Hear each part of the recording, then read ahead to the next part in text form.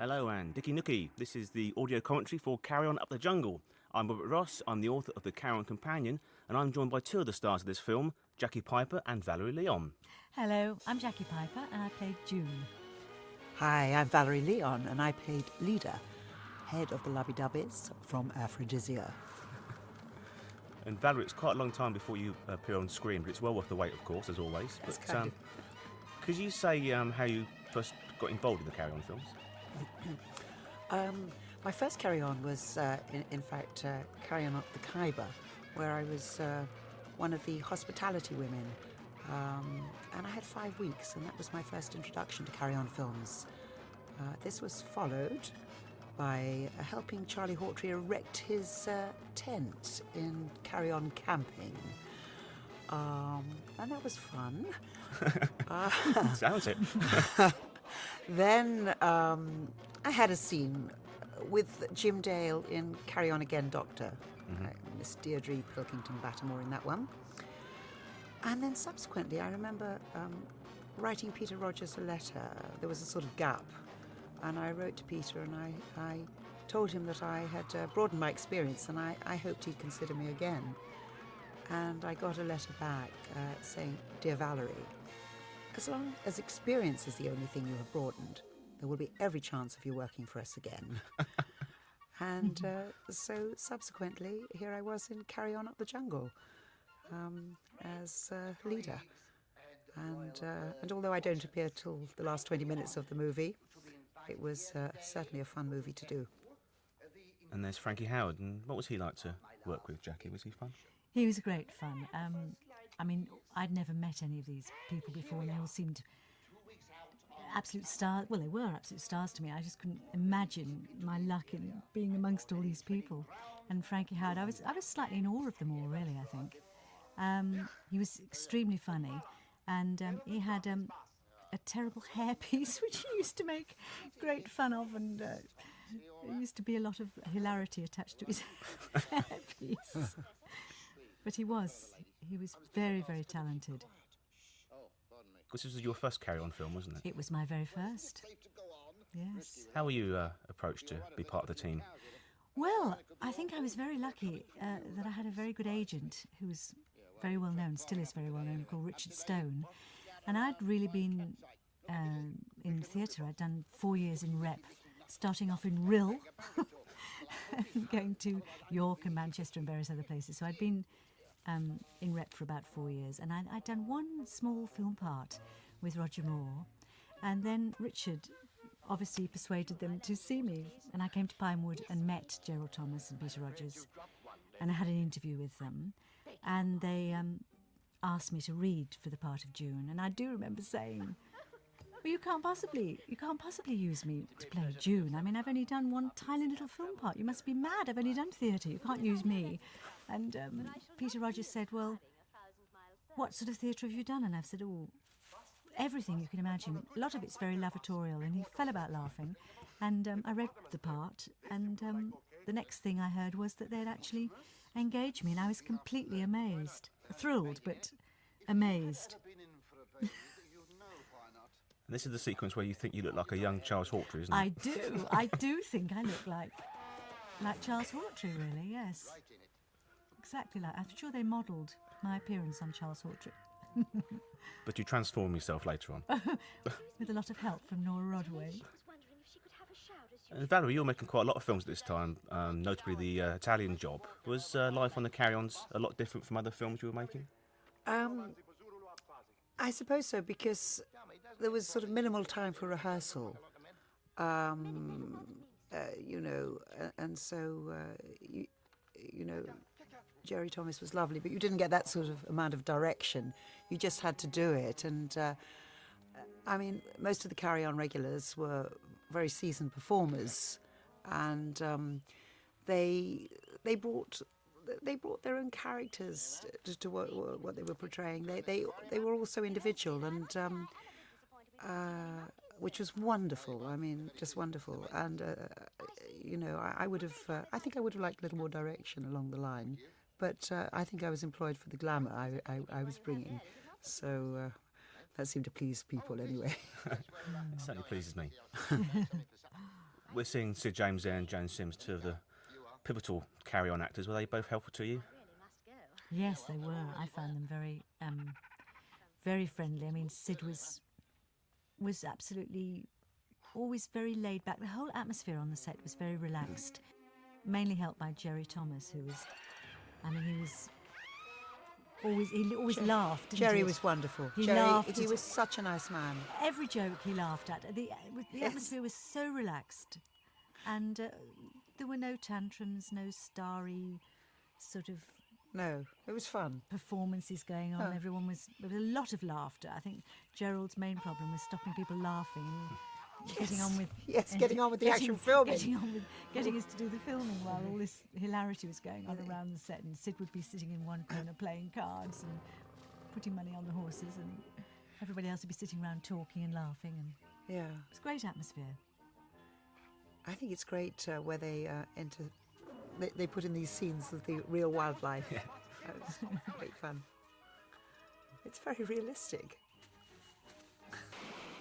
There was a rumour going around a few years back that you filmed this in Kew Gardens, but this was in fact Pinewood Studios, wasn't it? All this Yes, this we jungle. were surrounded by millions and millions of wonderful plants, and some people were employed just to keep them watered every day, weren't they? They used to walk around, these men, do you remember It them was walking around extraordinary. spraying the plants? Ah, look at you. Lady, your shower is ready. Thank you, June.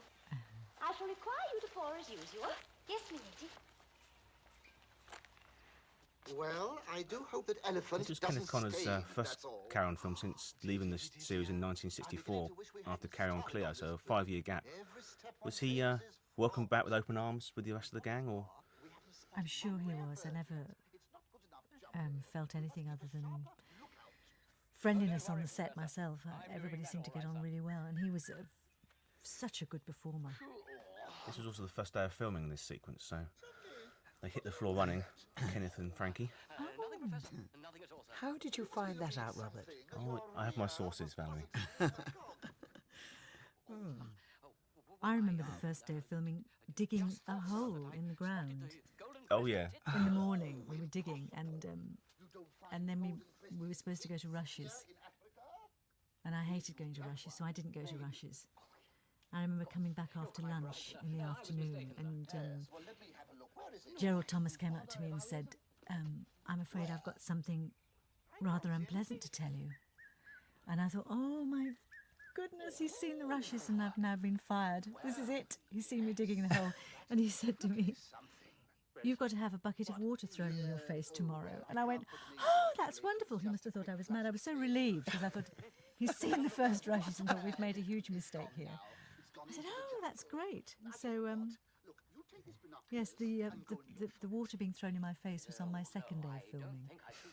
I remember that sequence. Wasn't that when you were in the water with Terry Scott as Yes, Tarzan? he's supposed to land in the pool. And the thing was that the chap throwing the water, I had a hairpiece on and also false eyelashes, as we always did. And the man throwing the water into my face threw it with such force that my hairpiece flew off and my eyelashes. Everything went. And so they had to shout cut, and they had to dry me off with a hairdryer and completely remake me again and dress me. And Gerald had to say to the man, could you please throw the water gently? That was my second day of filming.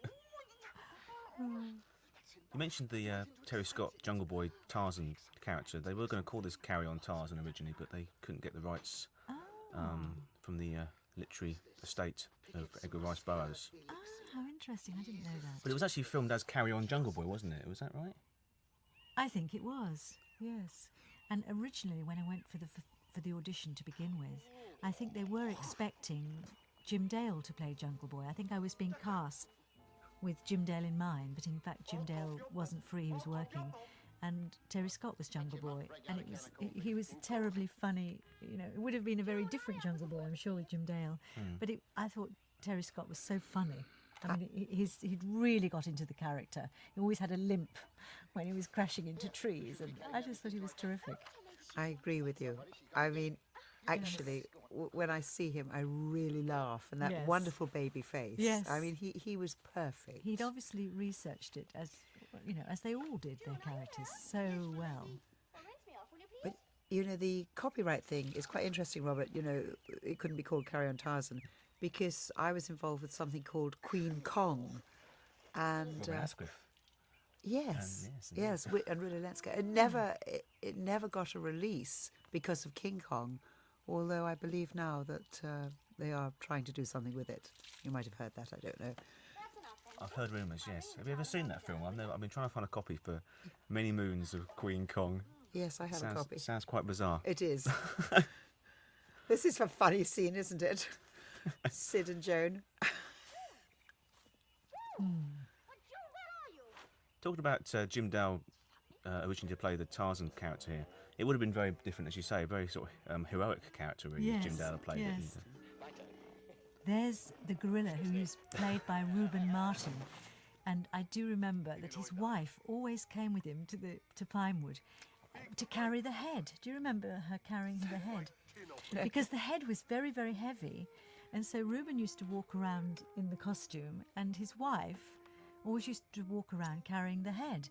And in fact, she turns up later as one of your tribe. Oh, does she? Yes, I'll point her out when we get to please. her. His wife is there. Not require you anymore. You may take the evening off. In the middle of the jungle. Big deal. Good evening, Mr. In fact, there was Boosey. quite a funny postscript to that as well, because years later, I was working at the Beeb with the two Ronnies. Yes. And obviously, both of them are terribly famous. And we're all standing in the canteen together. I was with the two Ronnies. And this complete stranger, this young man, rushed up to me, completely ignoring the two Ronnies, and said, "It's Jackie Piper, it's Jackie Piper." And I was so flabbergasted, and I said, "Yes." And he said, "My father went to bed with you in Carrying Up the Jungle and the two Ronnies." And I looked amazed, and I said, "Oh," he said, "I'm Reuben Martin's son." The two Ronnies were suitably amused by this, that the gorilla's son had rushed up to me in the canteen. And I said, "Yes, it's true. The only person I ever went to bed with in a Carry-On film was the gorilla." Reuben Martin was very loyal to Carry On because he came back to do a episode of Carry On Laughing in 1975 and also played the gorilla in Emmanuel as well. So he was the stock Carry On gorilla. Yes. I have a matching pair as well. And don't think I hadn't noticed that. Very hot work it was, too. I bet. What, being in bed with a gorilla? Yes, that too. Rather refreshing. My dear Lady Bagley, we must face up to it. The man is simply not a gentleman. Unlike the rest of the team, Frankie Howard was a comedian first and foremost rather than an actor. And he always used to say that he found it very hard to be funny at 8:30 in the morning. Did he fit in with the rest?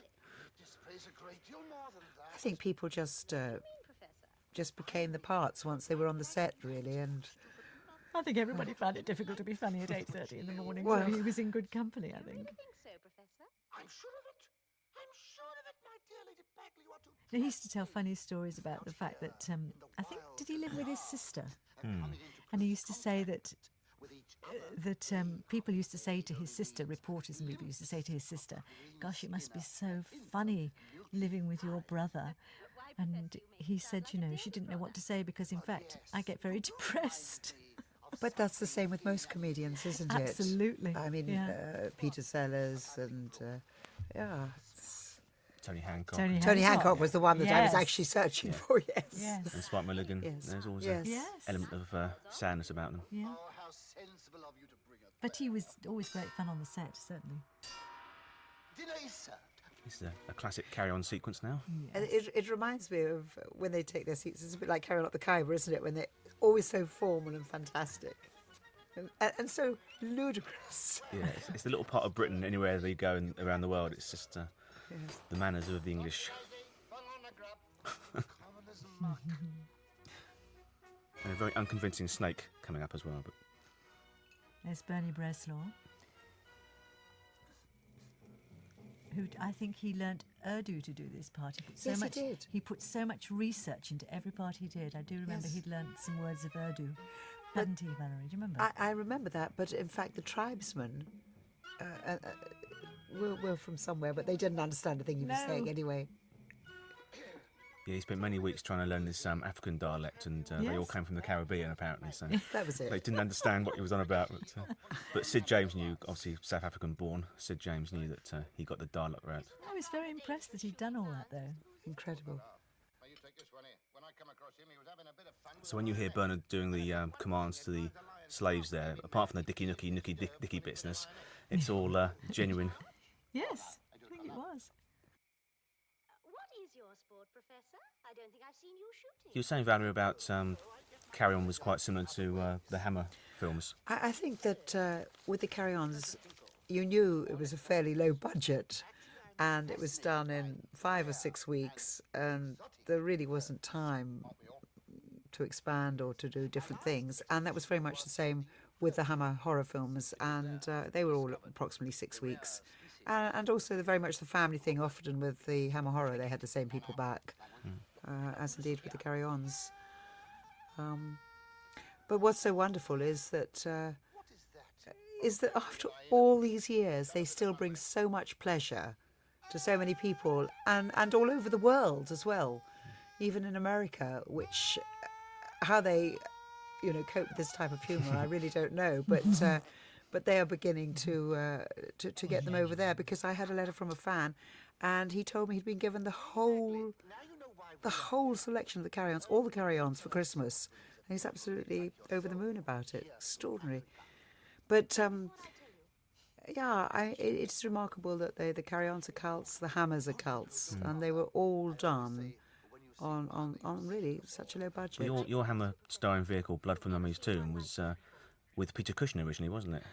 I did a day's shooting with Peter Cushing, and I was thrilled to meet him. He was really a legend in his lifetime, but sadly I only did one day with him playing my father, because his wife got very, very ill. I mean, he loved her so much, and he left the picture. In fact, she did subsequently die. Andrew Keir took over as my father on that movie, but it was very much a jinx movie, because into the 5th week of shooting, as I say, the 5th of the 6th week, our director Seth Holt, very famous for directing Bette Davis and the Nanny, amongst many other wonderful films, he had hiccups, and he used to hic, and we used to think it's very funny, or we'd sit in rushes and he'd go, "Ook, ook," and we'd laugh, internally. And then he suddenly dropped dead, and I was devastated, because it was my leading role, my I was the leading lady, and I had worked with him previously, and it was such an opportunity to work with him again. He was an extraordinary director, and they were so anxious to finish, although they thought about reshooting the entire film, they were so anxious to finish in the 6 weeks that Michael Carreras took over, but they wouldn't let me go to the funeral. And on the day of the funeral, I remember crying so much, and they had to keep patching me up, because I'd actually got fond of him, He was an unusual man. But they had to keep within their 6-week budget, and so that was it. However, Hammer horror is somewhat different from Carry-Ons. But still cult, and I think a lot of Carry On fans are Hammer fans. I certainly am one, so it's nice to hear the stories.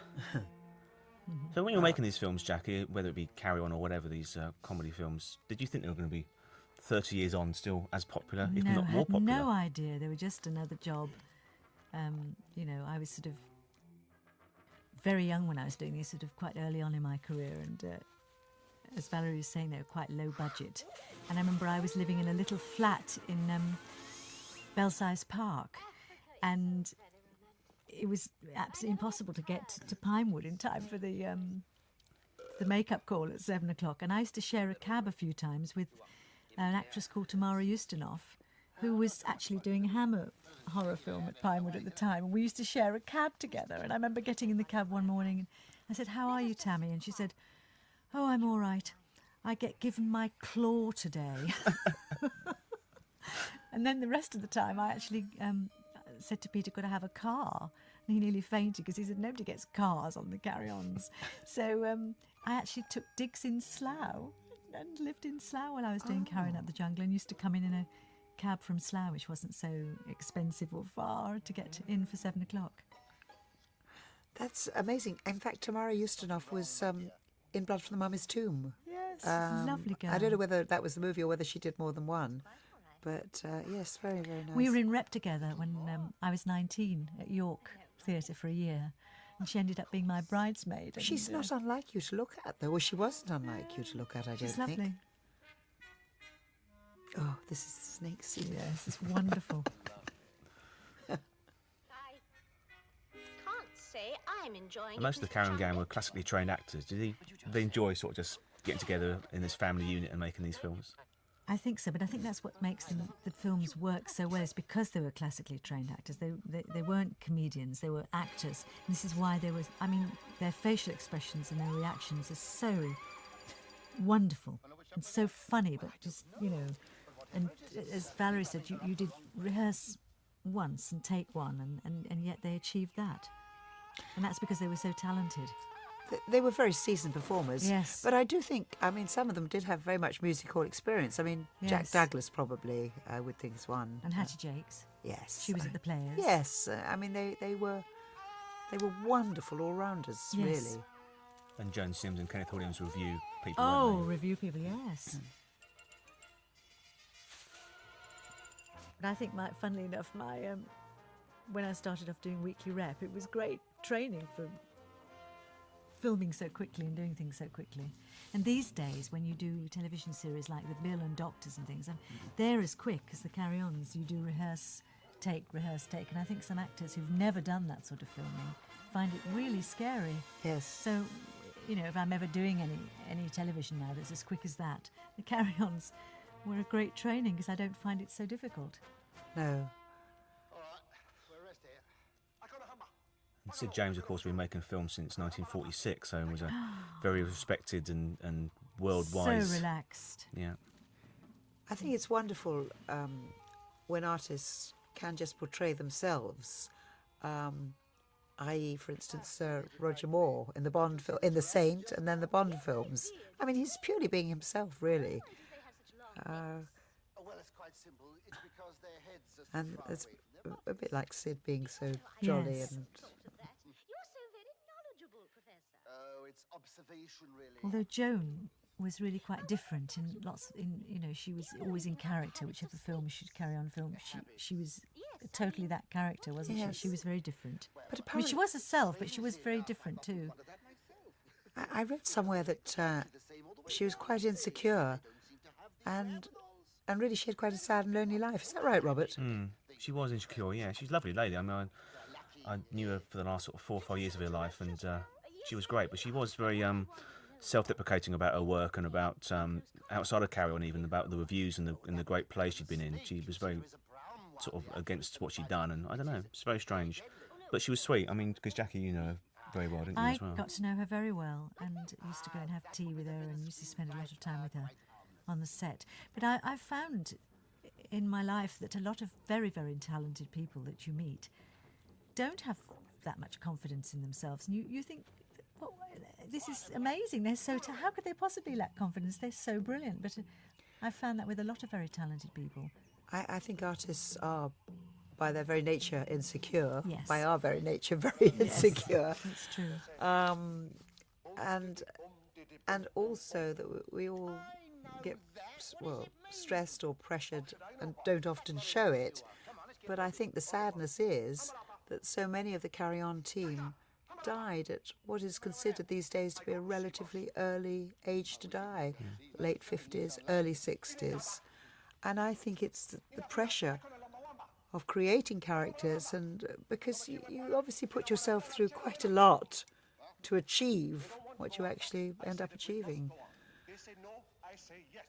So now Well, Frankie Howard was the same. I met Frankie Howard again towards the end of his life. I was one of his Frankie Pankies, and I'll explain what that is for younger viewers. Well, when I was at a university in the late 80s, a whole gang of people across the country in their teens were suddenly big Frankie fans, and he would play the universities and get the whole new audience, and he called us his Frankie Pankies.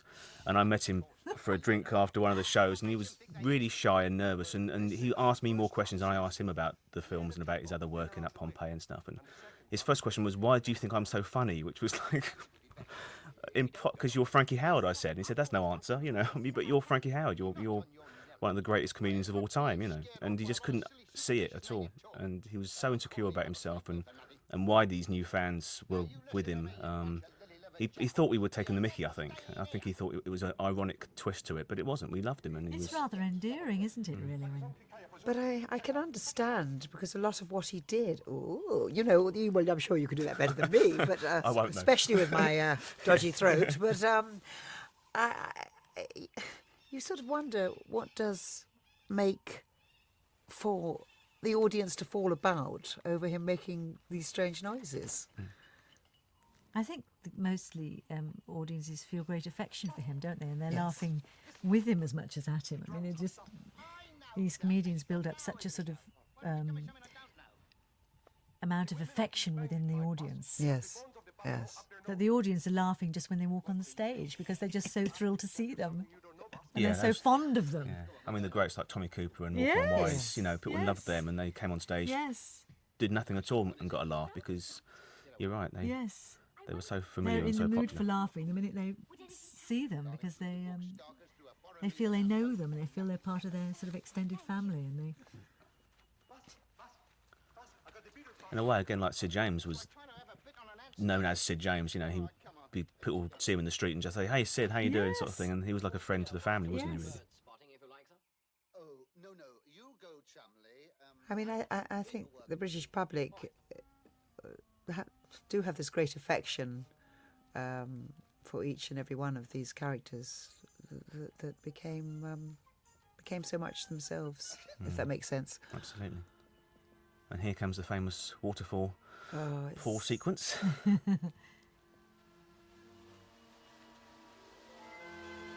yes, that was actually in the studios at Pinewood. fantastic. It looks as though it really was out on some fantastic location. Yes.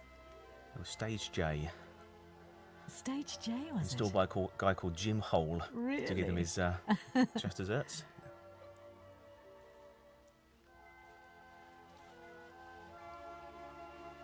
There's Terry peeping down. I love this scene. Yes. So funny.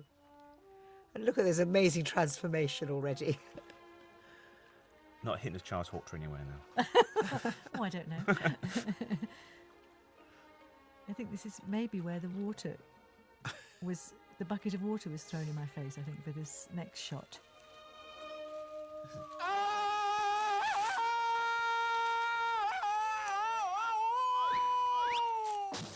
That's it. That's what sent everything flying the first time. The water was quite warm, I remember. And this was Terry's first day of filming as well. Didn't we see a bit more than we should have done on this tape? I think this was the scene Oh, yes. where Terry and I had It's all right. a rather sweet, tender scene. And we'd rehearsed it before in the dressing room, and we wanted to play it very realistically. And we were playing it very realistically and tenderly, we thought. And we noticed that all the cast and the crew standing around were shaking with laughter and holding their mouths and shaking. And we could see this going on out of the corner of our eyes. But as everything was done in take one, we had to plough on professionally and pretend we couldn't see what was going on. We had no idea. So we completed the scene. And then after the scene had finished, Terry said, "What on earth was... Why were you all laughing? Why were you all laughing?" And apparently a rather private part of Terry had slipped out of his loincloth and was in full view to all the cast and crew. I don't know at what point this happened, because I never saw it, neither did Terry. And apparently Gerald was standing next to the makeup lady, Nora, and turned to Nora and said, "Nora, you never made it up." And she was such a sweet lady. And Wonderful apparently she was blushing and giggling. While we were acting our socks off, all this great hilarity was going on with the rest of the cast and crew, which was absolutely typical of the carry-ons. There was far more going on outside the scene than going on within the scene. Is that an off-cut somewhere? You know how they have these off-cuts? I wonder what happened to that bit. No, what happened to Terry's bit? I don't Yes, know. yes, exactly. Cut, yeah. Sounds like a title of a play, doesn't it? Sadly, I've been trying to track those down, and I was told by the archivist that all the outtakes and footage that was cut by the censors was long destroyed. So Oh, what a shame. Nothing left, Shredded, all unfortunately. the best bits shredded, you see. But I worked with Terry later in my life and towards the end of his life, and we did a Bed Full of Foreigners a couple of times together, and I did the June Whitfield part with him. And when we used to meet members of the audience, he always used to love to tell them this story about the loincloth. He always used to drag me over and regale people with this story. But I don't know at which point this happened because we never saw it.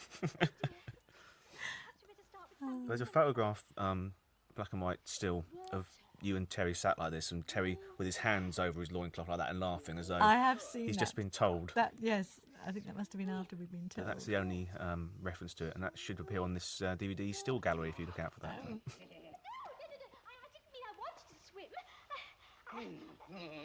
Oh, well, I don't know. Perhaps it would be nice. We'll just have to wait. So you played the Jimmitful part in Bed Full of Foreigners. That's a bit of a thrill for you because she's one of your heroes, isn't she, June? She is, yes, and it was a great part. It was Helga, who's a German woman, and I had to go out of the window on the end of a rope quite often, and a radiator would zoom up to. We went on we did it in Bournemouth, and then we got asked by Derek Nimmo to go on a tour of the Middle East and Far East with Bed Full of Foreigners, and by this time Terry was actually really very unwell, and we weren't sure he'd be able to make it for the opening night. In fact, Jack Smethurst had to come out on the plane with us, and we all had to take turns to sit by him on the plane and go through the lines because we thought he would have to open in Hong Kong. But Terry made it, and he arrived in Hong Kong in a wheelchair. And in fact, he really spent all day in bed and did the play in the evenings, and he was brilliant. He was a superb farceur, absolutely brilliant. And he just lived for the play, and we toured. We went to China, we went to Middle East, Far East, all over the place with this play. And he never missed a performance. What did Terry die of, then, if he was in a wheelchair? Well, he had lots and lots of problems, actually, at the end. Really? I think he died of cancer at the end. Oh. But he was so brave, and he just lived for doing the play in the evening. And it was amazing, because he'd do nothing all day, and then he'd just be absolutely full of energy and life at night. Fantastic. Yes. A trooper. So it was rather nice working with him again, Yes. We did enjoy it. And he seemed very proud of this particular film if he loved that story so much. I think he did enjoy doing this, yes. Because Terry's association with Carry On goes back to the very first one, Carry On yes. Sergeant. And, hello, bit of a flash there, Jackie. Bit of a flash. So Terry wasn't the only one that was flashing, was he?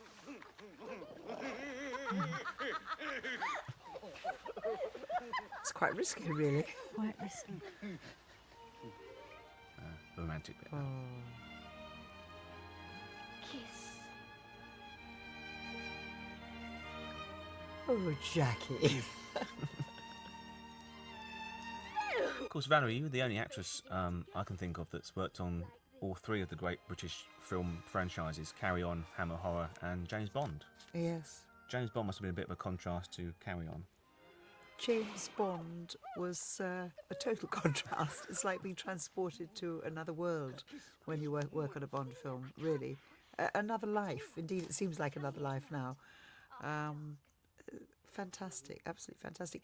I was actually about to say, when Jackie was doing that, oh, I've never been kissed. But in fact, I did end up in bed with Sean Connery and Never Say Never Again. That can't be bad, can it? And so, but I have never been seen to kiss on the screen because I've always been rather aloof, really. So I was just thinking how romantic that scene of you and Yes, Terry it was is, quite, and we tried to play it for real. That was the Yes. thing. which I think works very, very well, really. Yes, amongst all the sort of wonderful comedy from all the others, it's quite nice to have us a little tender bit in the middle. It's like that very tender scene with Joan Sims and Sid James in Convenience. There's a very lovely little tender scene there, and it's really nice. It highlights the comedy, doesn't it? Balances it out a bit.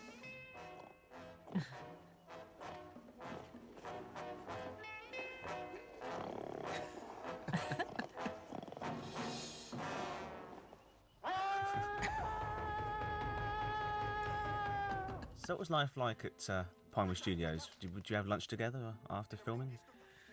Yes, we all used to go to the restaurant, didn't we, and have lunch. Sit round a big table, and there was a lot of shouting and screaming and laughing. Do you know, Jackie, I'm casting my mind back. It seems so long ago now. I mean, really. I just remember having to come back and have all our... I mean, Joan Sims and she used to cry with laughter, and I remember coming back, we'd have to have all our makeup redone. That I do remember, And, yes. you know, because we'd just... And Yes. I remember everybody else in the restaurant being terribly elegant and Yes. looking rather askance at this table in the corner that was the carry-on table. Sort of, can you imagine, can't you, with Kenny Williams and Joan Sims and Charlie Charles Hawtrey, and all yes. these people around one table. I mean, it was just... there was no other table I'd rather have been sitting at. It was fantastic. This is the tail feather from the famous Oozlem bird.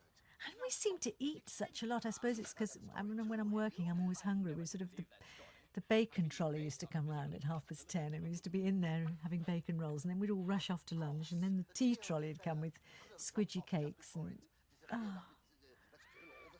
Fond memories. fond memories. Yes. Lady Bagley, whatever's the I think some people are taking the Carry On films a bit more seriously at this stage, because there was a BBC documentary called Carry On Forever, for which you were interviewed for, Jackie. Remember that? I sort of vaguely. I can't remember all the different things that have come out of the carry-ons, but yes. This was film number 19, so I think by that stage, even people in the business thought, hello, this is something rather special. Yes. There's all these appreciation societies now, aren't there? It's sort of, I remember Hattie Jakes has one, and so many have been spawned.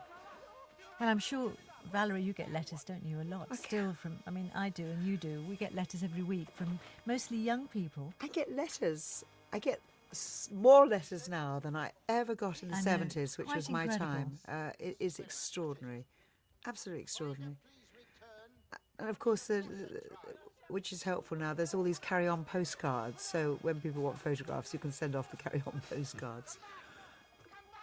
And in fact, I got asked to go to Sheffield University last year, and they wanted me to do a talk, and all these students came, and I was really touched. I couldn't believe it, and you know, just seems the fans seem to grow and grow and grow in number, and all the youngsters. I It's know quite incredible. Who would have thought it? Indeed. Who would have thought it? A few years ago, not so long ago, at the National Theatre, there was a lecture. I think it was around about the 40th anniversary. They were lecturing on the carry-ons and their success, and Patsy Rowlands was there and a few others. And when I left the National, this man came rushing up to me, and he said, "Farry Leon, I remember you, not only from the carry-ons, but from the high karate commercial. I just want you to know you helped me get through puberty." Because that was the commercial when there was this short man that wore this aftershave called high karate. And all I did, I was very sort of tall and busty, and I sniffed at him, chased him. And he sort of fought me off. And we ended up in all sorts of situations. Either he backed off into the swimming pool, or we were in a department store. And he's backing away because I'm advancing. He's little and I'm big, you know. And I'm advancing, I'm smelling. And then he falls on the bed and I fall on top of him and the bed went into the wall. And anyway, this guy, you know, loved these commercials. And so now I sort of tend to tell people, well, I did help some of the younger male generations through puberty. You did a very funny spoof of that commercial with the goodies as well, didn't you? Remember? That's right, With yes. Tim Taylor. Yeah, exactly. Yes, and I reenacted it in pantomime. I was Prince Charming. I remember Dandini fighting me off at one point or something. Grand. That's a strange grand turn of theatre. events. Yes. Well, I've just got a picture of the Dandini doing this. Oh no, or was it Buttons? Or was I being? I can't remember. It was 1971 or something ludicrous. Would people ask you to sign bottles of the actual aftershave itself then? Yes. Absolutely. They don't make commercials like that anymore. Well, of course, it's not politically correct, is it? But they were fun times. They really were. I guess Bernie in blacked out makeup wouldn't be deemed politically correct now, but it's still no, funny. So, isn't it extraordinary? And yet we didn't really think it was particularly strange then. I always say it's like Olivier playing Othello, really. I mean, Yes. it's a piece of work, isn't it? So- Yes, exactly. And he looked very good, actually, blacked up, didn't he? He looked very realistic, I thought.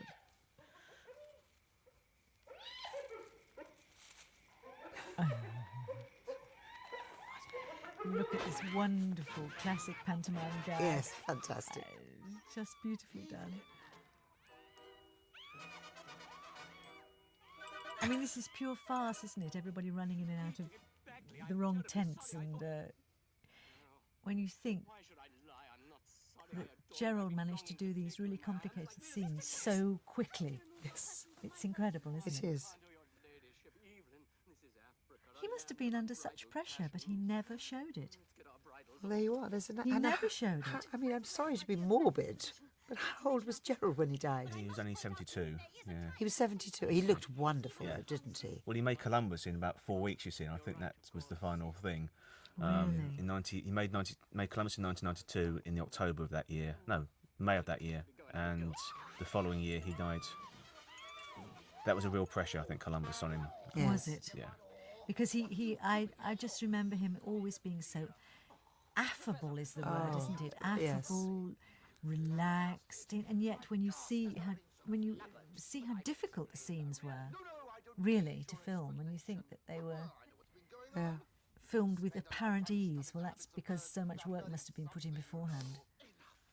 Back to your tent at once, you libertine. Well, it's like June Whitfield always says that she was quite happy to be Anne June Whitfield because Frankie Howard and Terry Scott and Sid James and Hancock, they all died so young. And What a she's wise still woman. going. Yeah, she's extraordinary, isn't she? She's Yes, remarkable. I think she's she's one of my idols, Yes. actually. And she handles the pressures of the business and life so very, very well, I think.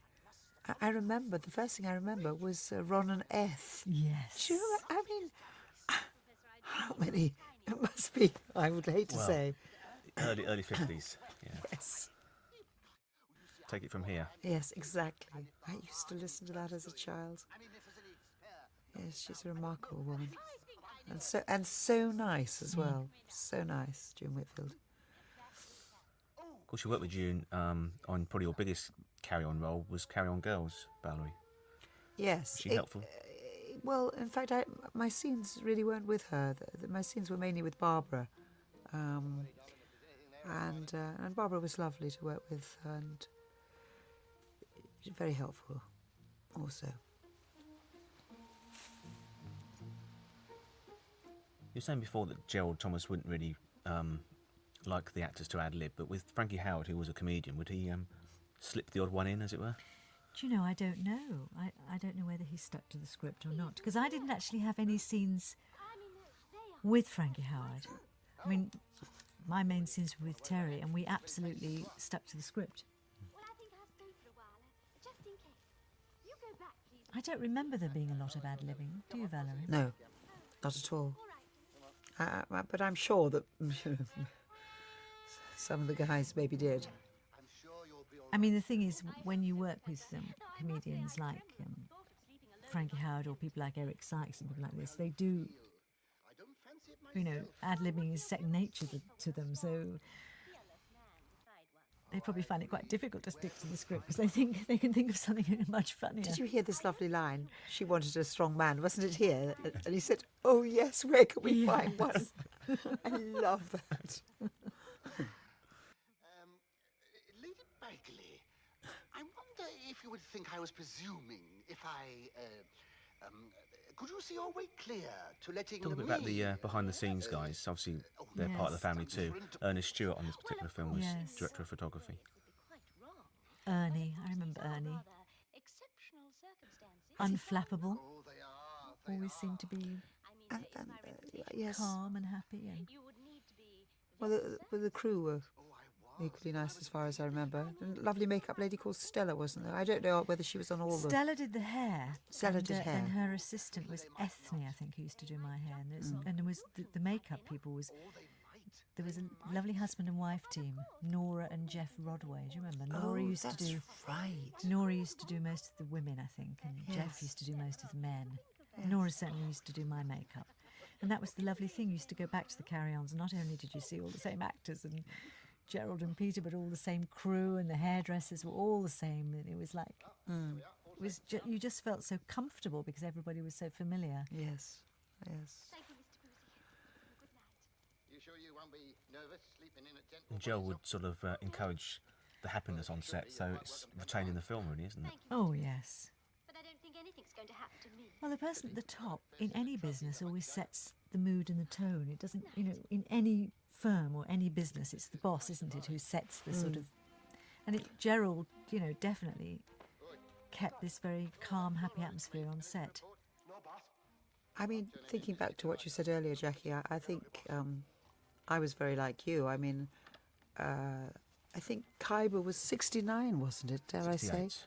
So 68, yeah. when I sort of first started on the carry-ons, and, I mean, I was thrilled to be joining such a great series, such a popular series. And but I think, not just because of that, I think I personally was quite a withdrawn, shy person. Now, I know that sounds a very odd thing to say, but so I was always perhaps a little bit apart from what was going on, and sort of, had a little bit of a wall around myself, which is certainly not the case nowadays.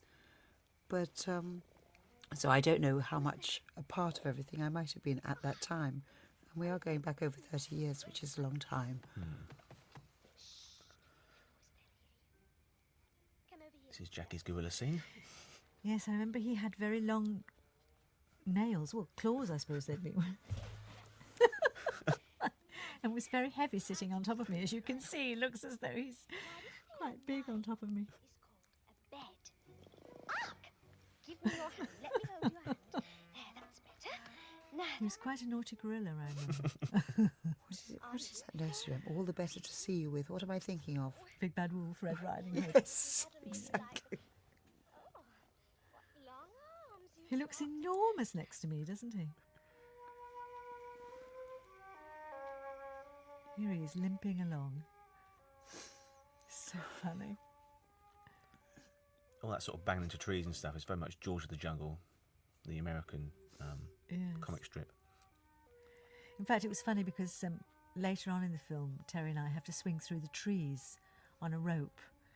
And I remember, and we had to crash down. And I do remember that I had a sort of hook inside my bikini, my fur bikini, and he had a hook inside his loincloth. We were attached to this rope, and we had to, of course, had to rehearse. And anyway, we both had to go and see the nurse afterwards because we were so sore Not surprised. from the rope, sort of Rubbing you. pulling between our legs and the hook, and we both had to go off and be liberally dosed with Savlon applied in various places. And so when he's sort of limping like that, I sort of have to laugh because I remember how swinging through the trees on this rope made us really quite sore. Very funny. How do you do? I don't think we've been introduced. No, don't go. I'm not going to hurt you. Now tell me about yourself. This is quite a strange scene because Joan is playing Terry's mother and she's 3 years younger than Terry Scott. So. Really? Yeah. She's 3 years younger.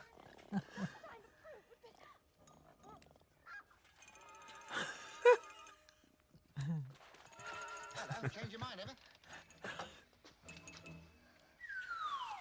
Don't faint now. So there are no egos in the team at all. Sid was obviously the star along with Frankie Howard, but they just mucked in together.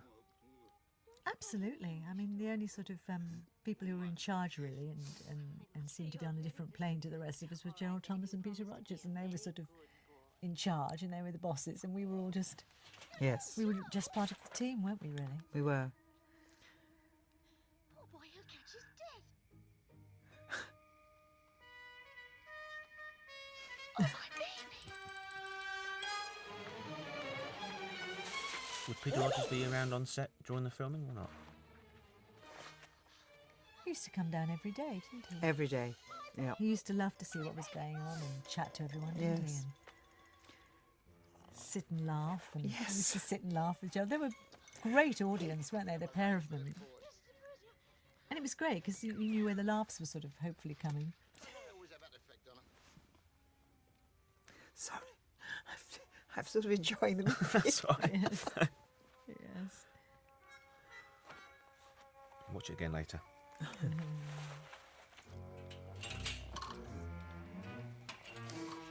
Of course, Valerie, later you worked with another great British comedy actor, Peter Sellers, didn't you, on Peter Revenge of Sellers. the Pink Panther? What was he like to work with?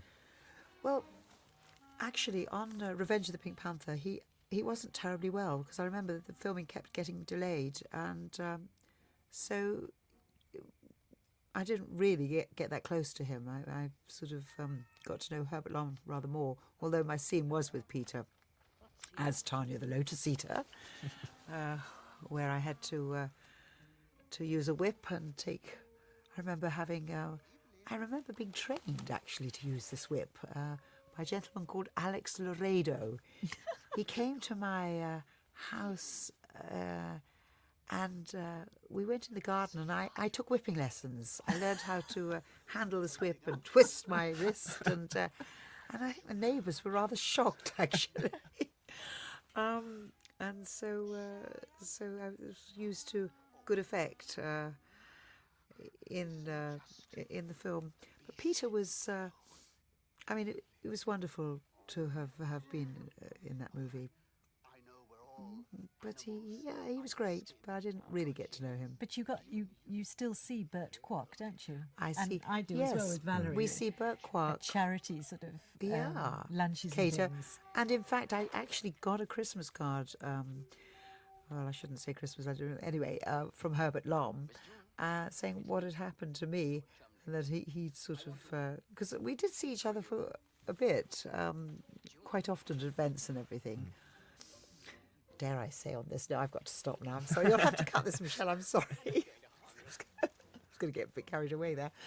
Anyway, yes. It's okay, you can get carried away if you want to. No, perhaps not. It's all good, clean fun. Yes. No. Yeah, I mean, I've sort of been lucky because I have worked with so many very famous comedians and so many famous people. In fact, as a child, I was so stage struck.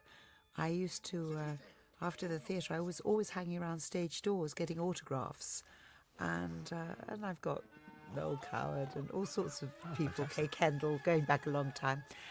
And when I consider the very famous people that I've worked with, but I gave up for collecting, but now, of course, memorabilia has become such. What can I say? Big business. I mean, what Absolutely. word would you put on it, Robert? Well, it is big business. I mean, I used to collect. I've been collecting movie posters and stills for many, many years, and I got a load of the early carry-ons when I was about 10 or 8 or 9 or 10, and you paid like 25p for them. You know, going back 20 years. Now they're worth about £150, £200 Yes. original posters, Yes, I because mean- they are so popular, and it's the Hammer Horrors and James Bond and Carry On, which are Yeah. the big sellers. Yeah. I mean, I feel very privileged to have actually worked with, as you say, the Bond, the Hammer Horror and the Carry On, all of which I think are just going to go on and on and on. They are total cults, all in their own way. You're right. You have a quick scout round, I'll get the others packed up. Nookie Dickie. Jackie, you'd worked with Gerald's brother, Rafe Thomas, on the last Doctor film as well, just around this Yes, time. I mean, my audition was in the bar, really. Gerald took me off to meet his brother during the filming of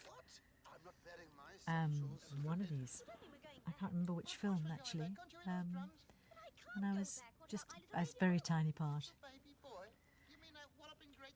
And I remember meeting Leslie Phillips, and I think there was talk of me doing a play that he was doing in town then, but I was doing something else. I met him in the bar, and Simon D was in the film as well. Oh, Simon Yes, D. yes. The guy that was at London Weekend and had an unfortunate ending to his career Yeah. through his own arrogance.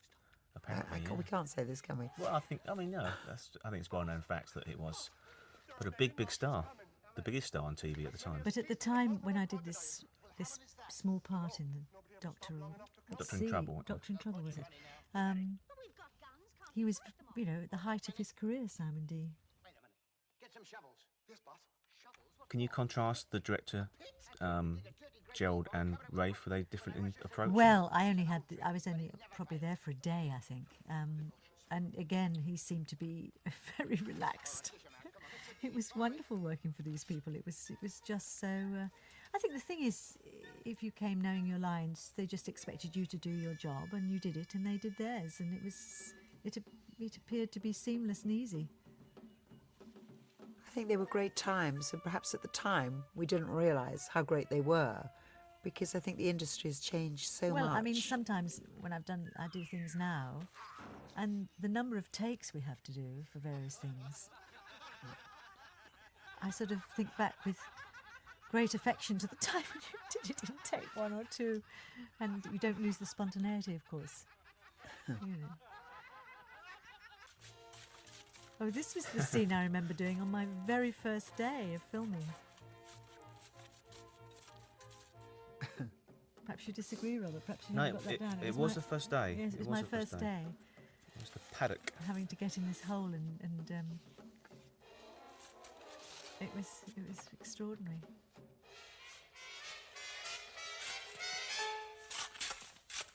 Yes, it was Thursday, October the 16th, 1969. Yes. For those with a need for trivia. One thing bothers me. Yeah, what? How do we get out of this? Yeah, well, like I said, it never fails. And do you know what? I can't remember how we did get out of it. it looks terrible. Whether they threw lunch to us. But I don't remember. We must have climbed up ladders, I suppose. I can't remember how we got out of it either.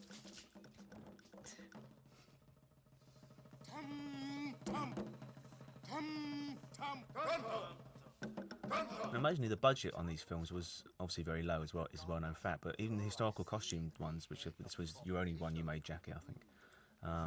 It was the same sort of budget, no more than 200,000. I remember going with Courtney Elliott, or Bubbles as she was known, who used to always organise my costumes. We went to one of these theatrical costumers in London, and the costumes were all made for me for this.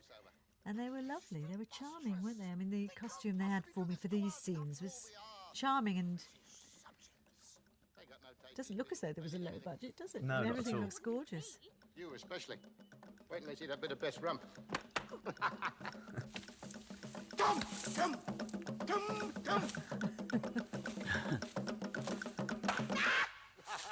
What did I tell you? How'd you do something to It was stop rather unique, Jackie. You were under a 3-year contract for Peter and Well, Gerald, that weren't you? happened after this. After this film had finished, the contract came in, and my agent, who, as I said at the time, was Richard Stone, said he'd never ever seen such a simple contract. He'd never negotiated such a simple contract. It just said the next film will be, so much. The next film, and it was a 3-year contract, and just each film went up a little bit in terms of money, and that's all it said. Wonderful. And then I just had to sign, and then Richard, my agent, said, I'll be your agent for life, which is really sweet. Was he? Well, no, he wasn't, because Richard, he was. I was with them for 25 years, but in fact he died. Yes. And You didn't stay on I then? didn't. Well, I did stay on for quite a while, actually. But then I did move. But I was there for 25 years, but he was a fantastic agent.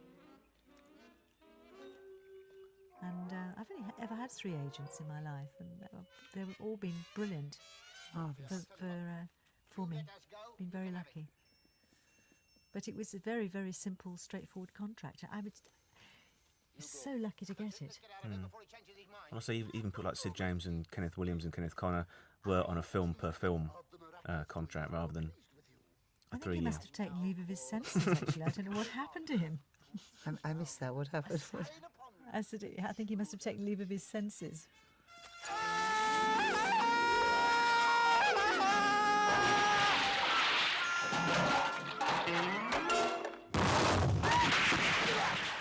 And here we're coming up to Valerie's first appearance. Very soon.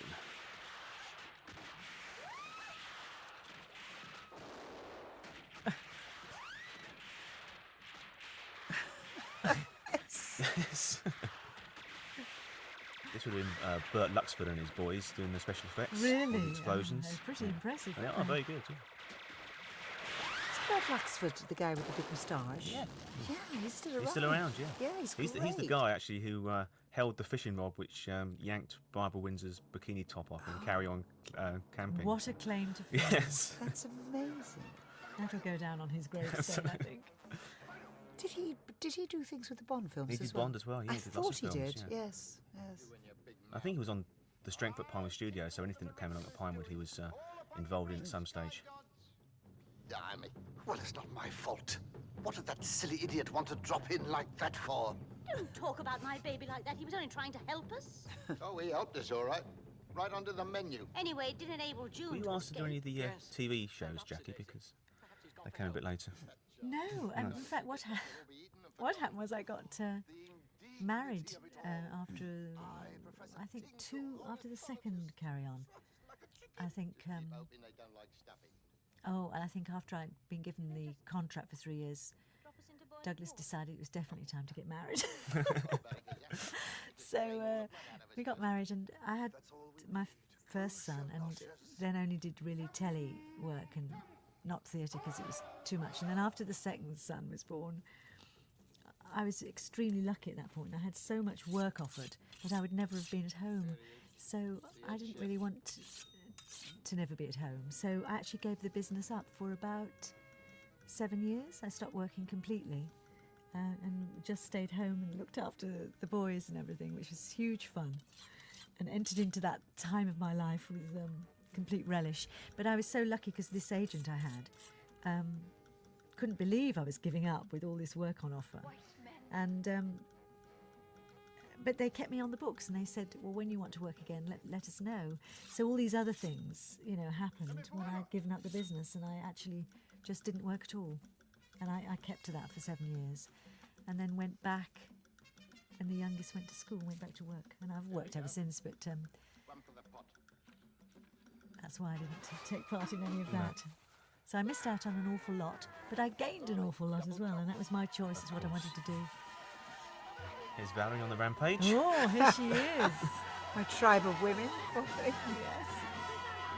Yes. It's ludicrous that these women can chase all these men away.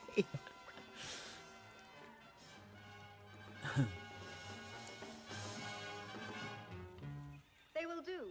Untie It's a great costume you're almost wearing there, Valerie. So, yes. I know, I remember the costume fittings, actually. Just, It is the language of our king. the costumes were just sort of, I was literally poured into it. But that happened a lot with my costumes during that time, actually. We had two lovely wardrobe ladies, didn't we, who were always with us on the set. Yes. And I can see them so clearly. And one was called Vi. Yes. And Yeah, the that other rings a one, bell. The other one, I can't remember, was it Stella or... I can't remember the other Stella one. did the hair, didn't she? Stella Rivers was the hair, but Yeah. there was another... Vi was the Vi smaller Murray, one. was it? Vi Murray?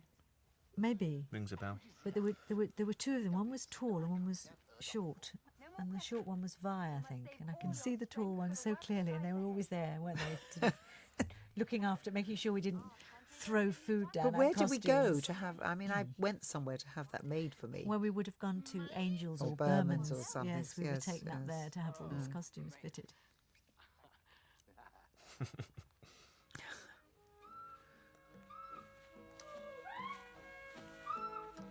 You really would think you were in the jungle, wouldn't you? I mean, Yes. it's...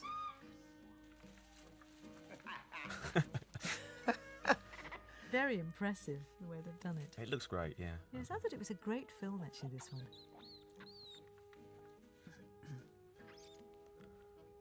And talking of the TVs, because Valerie, you made one of the Christmas specials, didn't you? in Carry On 1972? Stuffing. That's right. Yes. I always Subtle remember the title. title. I don't know what I did in it, but I remember the title. Funny. You were like a chambermaid doing various bits with Peter Butterworth and Kenneth Connor. Oh, was I? Oh, thanks for telling me that, That's Robert. Always nice to know. It is meet and proper. Well, not for me, it isn't. Where I come from, the men You see, carry the this women. part, Leader, That is why you are so it soft. really, it could have been sort of a character, but I think they wanted the glamour in there because, I mean, that's what I'd done in the three previous carry-ons, so I assumed that's what they wanted. But in retrospect, you sort of feel, it could have been a character role. What a prospect. Forward with labour. Excuse me, Miss, Madam. This was before the high karate commercials, was it? Or around the No, time? this is 70, wasn't it? 70, yeah. The karate started 69. Okay. And I think this is sort of very much, you know, when I said sort of about this remote, it's very much in the same vein, being a bit aloof and everything. There is a bit of it going on among certain classes. But do not worry, you will be shown what to do. I know what I mean, to do. I've never sort of portrayed sort of sexiness. I mean, Oh, I don't know. well, no, I mean, I had this glamorous image, Yeah. and I looked sexy, but I'm not actually being sexy. Do you know what I mean? Does that make sense? I think your many fans would disagree with you, Valeria. They think you were mad to say that. Well, There's that sort of strongness, I suppose. That yes, you're not a sex object, are you? You're in control of the sequence. And, Exactly the men are right. in your power, as a way. that's right. Look at Frankie there and Sid, longing for you. Yes. He has tried very hard. That is why we bless your coming. There's a famous still of this. I'm sure you've seen it, Valerie, of that I have. shot with. It's in one of the books, isn't it? I'm sure it's in one of the books. One of the books, yes. Want to waste time hanging about here, do we? Let's get working. Forward.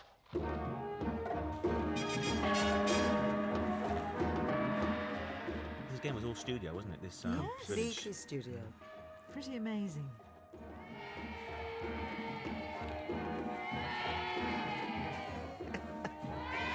Those plants must have cost a fortune, mustn't they? You know how much a palm Yeah, tree but is. cheaper than going to the jungle, obviously. Yes, obviously.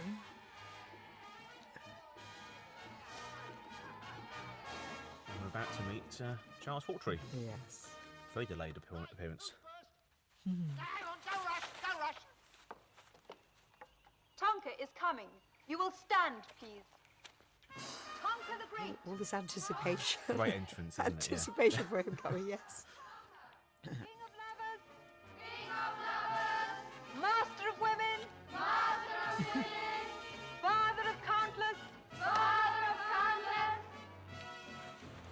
Oh, hello. Oh, my God, it's the one. What was Charles like to work with? Was he fun? Wonderful moment. Charles was he was Charles. He was sweet. Can't understand what you're so upset about. Jackie, memories of Charles? I never really had any scenes with Charles, you know. But I mean, only in sort of, he was there on the set and he was just great fun. He was in, you know, there was, everybody was such a character. I think you'd like to have been on the set. Oh, I'd Robert. love to be on the set. Yeah, absolutely. I mean, you didn't really know which way to turn next for the next funny remark, really, or the funny incident going on. Oh, my dear, sure you didn't come all Valerie, this you way made to a tell film me with Charles before this called Zeta 1, which is... Oh my God, Zeta 1. That was a sort of pornographic spoof that encompassed Bond. Carry On. I mean, it was a very bizarre film. Very bizarre film. Very bizarre. I don't quite know what to say about that at all. Perhaps we'll give it a miss. Oh, okay. It's on DVD now, so it's worth tracking down it? a copy, yeah. And Charles was in that with you. Well, Charles was in it with James Wilson Justice from the yes. Doctor films. oh my God, it's on DVD. Everything is coming on DVD now. Poor Mumsy These Wumsy must films I have forgotten about are sort of suddenly rearing their head. There was something called Can You Keep It Up for a Week? Indeed. That I was Jeremy involved with. Bullock was in that. Exactly. Jeremy Do you know, Bullock. and something else called, well, it was called This, That and the Other, but do you know what it came out of with the Victor Spinetti in it? Oh, what was that? A Promise of Bed. Ah, yes. Well, I'm not sure. All I can tell you is I did all these roles and with the cleavage, and that was it. I never bared my nipple, and even in the Hammer Horror, the bare bum or backside or rear or exterior is not mine. Not exterior, posterior. Quite. Getting you right the first time. Yes. That was Nina Baden-Semper, the Amazon woman Oh, there. where is she? Just missed her. Oh, I've just missed her. With the guy with the spear, who's Lincoln Webb, but she went on to be the wife in Love Thy Neighbour on TV. Actually, Valerie, you talking about bare bodies being someone else's reminds me that Joan had a body stand-in for Carrying Up the Jungle. In the shower scene. In the did, shower yeah. scene. Yes, And I I thought- remember sitting next to Joan in the chair, and she was watching, her standing do her body scenes, and Yeah. she was roaring with laughter, as Joan would, saying, "Oh, haven't I got a lovely body? I really like my body." So, It might interest you to know that You see, this is rather moving. Because she's really crying. yes, she's really crying. I know. Yes. Really emotional. She gives it her all, doesn't she? She plays it for real every time, which is why she's so brilliant in it. That's why these films last. I think is the quality of the acting. I mean, they are people you can Absolutely. watch and rewatch over and over again. Now your bikini, Jackie, very fetching too. Oh, yes. Bed. No. Was that specially Look at made it- for you? Look at his, Yes. look at his face. I know. Here we go again. Yes, that would have had many fittings. And You didn't put up much resistance there, did you? I didn't. I don't think June was quite so innocent as she seemed, do you? I think she quite enjoyed it. Oh, dear. Hello. Are you having a bit of trouble? Yes, I am. Tonka, please, whatever your name is. Talking about your other films at this time, Valerie, you made No Sex, Please We're British with another carry-on glamour girl, Margaret Nolan. That's right. Maggie Nolan was also in Carry On Girls. Yeah, what's happened to Maggie Nolan? Well, I think she's back in London now. She had a farm in Spain, I think, in the 90s. I think she's now back in town. So. Wow. Yes, No Sex, Please We're British was, I think there was a continental version made and a British version was for there? that Okay. as well. Yes. I didn't realise you'd done the film of that. Yes, it was with Ronnie Corbett. Yes, I know. And I wouldn't say it was as successful as a stage show. Because I was in the stage show for a year. As the wife. Yes, as the wife. course. This was the first job I did when I went back to work after the children had reached 6 and 7. And in fact, the author of that, Tony Marriott, is still a very good friend of mine. And I've worked for him quite a lot of times since. And he's also directed plays I've been in. And Were you with Michael Crawford? no, I wasn't. I was supposed to be the first takeover with Michael Crawford. And I became pregnant with Oh, right. number one son, Tim. So that that rather took over. But so I went into No Sex 6 years later.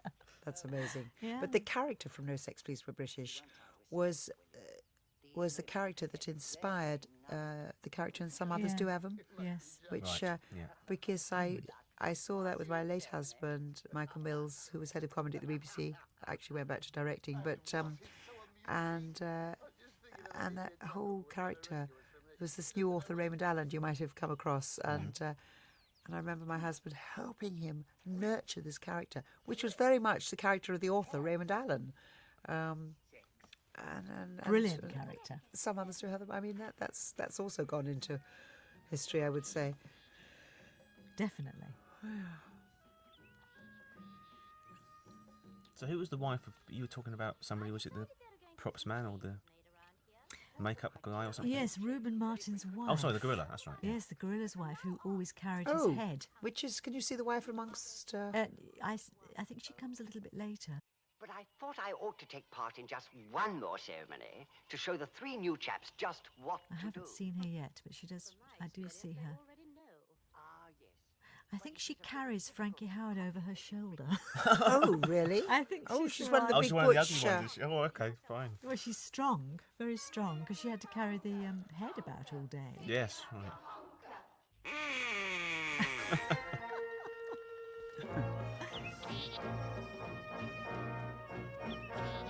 Here's the ceremony. Bananas at the ready. Yes. Behold the symbol of perpetuity. Gad, sir. It's Another the convincing Jerusalem prop. bird. Really? I mean, just look at the eyes. Kenneth's face. And face the mating booth. Oh, now that costume I'm wearing now, to get all those those long gold pieces in place. That really took some doing. Without him, women are as dried up gardens. Oh, I like the earrings. Sorry, I didn't get to keep those. You will be serious, please. Jack, you mentioned your first child. That was after production on Carry On Matron at Pinewood. Yes, it was quite extraordinary. I don't know how he was ever conceived, because I was doing a play at the time as well as filming, so it's one of those things where I think Jungle was the only one I did where I just did the film, which was wonderful, because after that I always seemed to be doing plays at night as well, which was really tiring.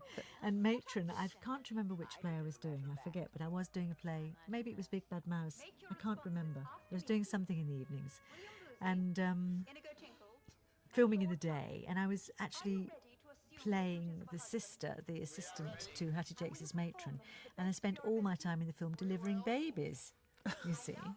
And then when I went to the premiere of the film of Carry On Matron, I was quite heavily pregnant with Tim, our number one son, so I realised he must have been conceived during that filming, so it was auto-suggestion. I spent all my days filming babies, and... Our new queen, Evelyn. Can you see Reuben's wife? Yes, on the far right is Reuben Martin's wife. There she was. There, going towards Frankie. Yes. She got one foot on the ground there. I hope so. I hope so, for her sake. Yes. And Valerie, you made Matron as well, didn't you? Carry On Matron, I gave birth to triplets. Delivered by Kenneth Cope, was it? Kenneth Cope, that's right, yeah. Yes, Kenneth Cope. And there was that wonderful thing was that Bill Kenwright was playing a journalist in that movie. Was he? Yes, and my character was called Jane Darling, and I think I was a film star giving birth to triplets, and he was covering. He was very excited, but at one point he goes, "Jane Darling," you know, and then I think he sort of reports on it, or maybe that was cut out of the end movie, I think. But Bill Kenwright, who's now gone on to be such an incredibly successful theatre producer, impresario. And Carry Ons have really had a cross-section of remarkable people in them. Mary had a little lamb. Its fleece was white. No, fleece. Oh, sorry. Its fleece. So this tree house, was that constructed at Pinewood as well? And everywhere that Mary Yes, it would have been, I'm sure. lamb was thought to go. Although we did go out for the final treehouse shot to somewhere in Windsor, where I had to appear with a baby. We were out on vacation for that. Mother who give me birth and bath. 22A Alma Road.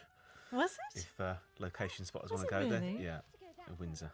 Alma Road. Ah, is this it? The swinging? Oh, it's swinging, yeah. Oh yes, this is The where we pain. had to go. This is. I can't tell you how painful. I'm surprised I was able to have children after that. Actually.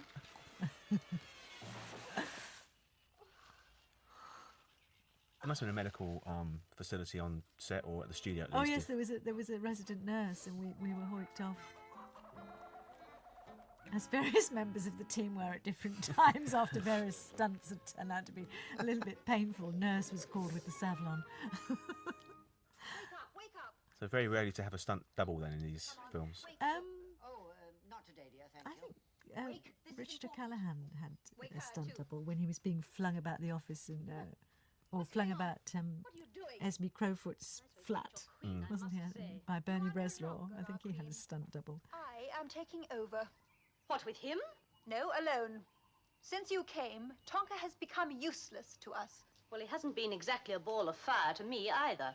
Don't blame me, dear.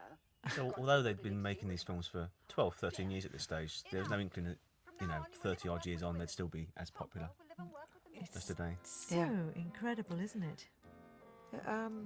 Because every Christmas there's 2 or 3 on, aren't there? Even if they're late at night or early in the afternoon, people still manage to see them. Well, this was on New Year's Day in the afternoon this year, Was it apparently. really? Yes, it was. It's incredible, isn't it? See that it improves. very rarely a week goes by without one channel, either cable or whatever, showing one. Should I tell you something? My makeup, I don't think has changed. The last 30, I still do an eyeliner. Well, of course, the joy of it was you didn't have to do your makeup No, I know. on the films. You had No, it was done. the lovely Nora Rodway doing it. Just looking at my makeup Yes, there, yes. in the Hammer Horror, where I was an Egyptian, dead Egyptian queen, modern girl, that's sort of still the eyes. It was the sort of look I had. This what a image I I think created. we're all the same. We all keep to the same little stick of lipstick and makeup. We need to go for forced makeovers, I think. Yes. Oysters? They're no good. They are known to be highly beneficial. Rubbish. I had a dozen last night and only 5 of them worked. Shame. Talking about Hammer again, did you get on with Michael Carreras? Yes, I did get on with him, except that I was just so angry when he took over the direction of Blood from the Mummy's Tomb, and, forbade me taking the day off. He was producing the film, wasn't he? He was producing, but as I say, he came on board as the director when Seth died. So,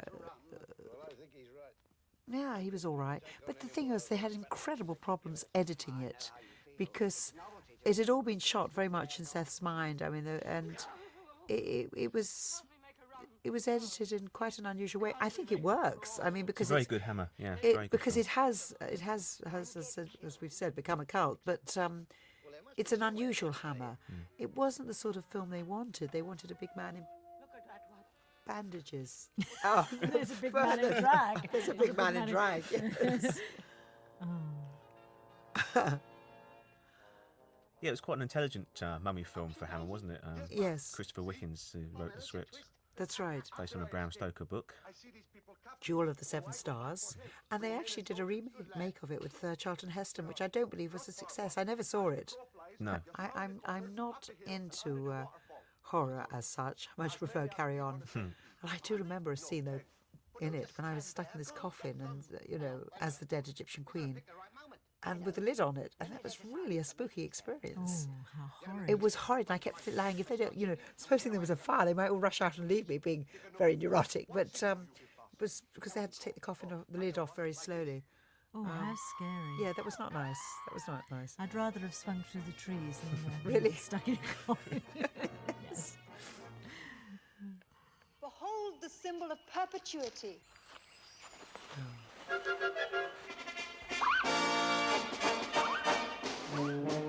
Face the mating booth. So again, that foliage just looked very convincing, doesn't it? There was somebody who said was employed to go around I've got. keeping that I wet. had photographs at home of these crew with great big sprayers and going around. I don't know why I've got a photograph of the crew spraying the trees, but I have. You had to be pretty agile, didn't you, getting onto these trees and doing your Yes, swinging and yes. everything? I think of something. Were you good at gym at school? Get ready. I know. I call my animal friends. Behold your mates.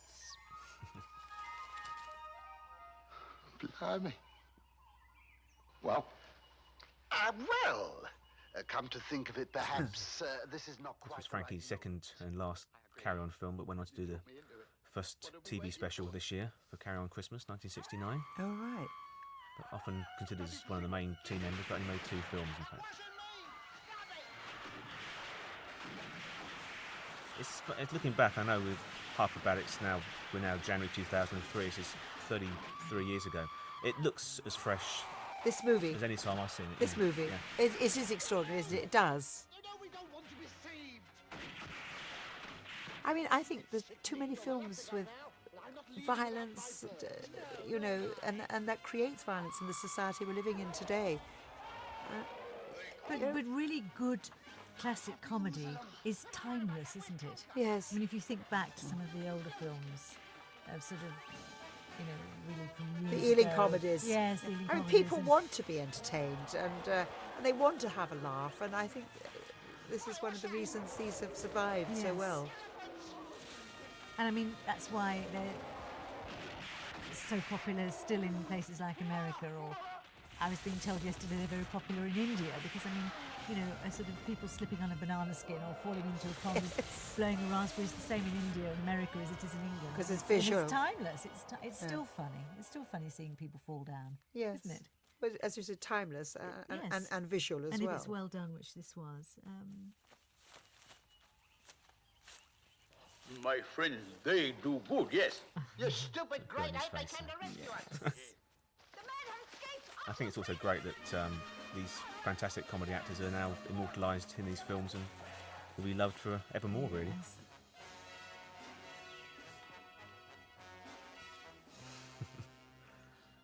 See Valerie strong again. Yes. Wait. Real men. Take these back and look after them well. Yes, and the others? Let them go. At last, we have some real men. Yes. Please, we forgive her. Great line for Carry On talent there. I think maybe an orgy might ensue. That's left to the imagination of the viewer, isn't Of it? course. And so, as the sun This was actually back in former village hall they filmed this. The exteriors and the interiors for this a fond farewell lecture hall thing, which is just a little village outside Pinewood. Really? Hospitable people. And now we come to the moment that you have all undoubtedly been waiting for. Ladies and gentlemen, Is Charlie asleep? And coming up after this is the scene, very quick scene at the end in Alma Road, Windsor. It remains to say thank you to Jackie and Valerie. It's been an absolute pleasure. Thanks very much for joining us. Thank you, Robert. Thank you, Robert. It's been really lovely reliving our past, hasn't it, Valerie? I agree totally. It really has. There's Terry going back to his treehouse. Oh.